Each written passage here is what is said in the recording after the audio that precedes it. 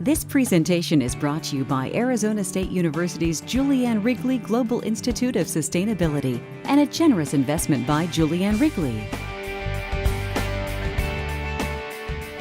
The idea of diversity advantage, I think, is something that in cities like this and cities around the world we need to think about.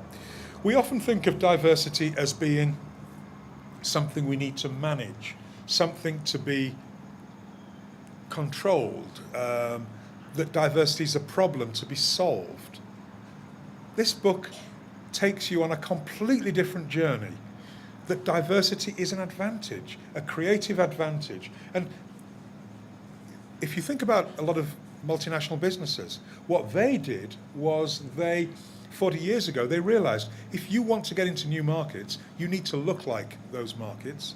And that if you want your research and development to be creative and you want your workforce to be creative, a diverse workforce is the most creative. You can go to business journals from around the world, top business schools, and this is what you'll find.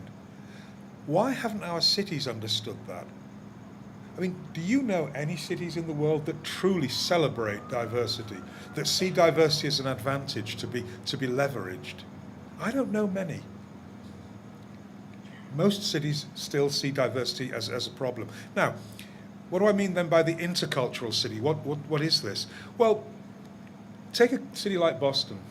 It's multicultural. It's diverse. Boston is now a majority-minority city, 53% minorities in Boston. But the institutions haven't changed. We had an election recently, very diverse slate of people, and then we get down to the two Irish guys. Which Irish guy do you want as mayor? Okay, it's democracy, but what's happened? Our institutions in Boston haven't changed to reflect the diversity that is today's Boston. And they need to do that. And I don't know many cities that have really started looking at changing their institutions, pluralist transformations of public space, institutions and civic culture. How do we do that to make our cities responsive to the changing face of this nation?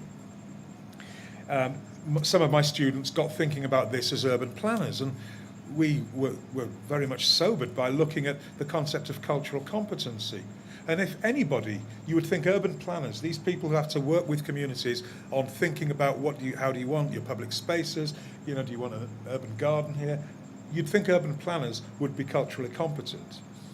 We found that none of the 85 accredited planning schools in the United States, none of them have a core curriculum class on cultural competency. Not even mine. I mean, I was ashamed to think of this. Some of them had electives, and some of them had core curriculum classes that had one lecture on cultural competency. But what are the core competencies that an urban planner needs? Those of you who are active in the social movement sector, I mean, cultural competency is something really important if we're going to broaden the appeal of our organizations.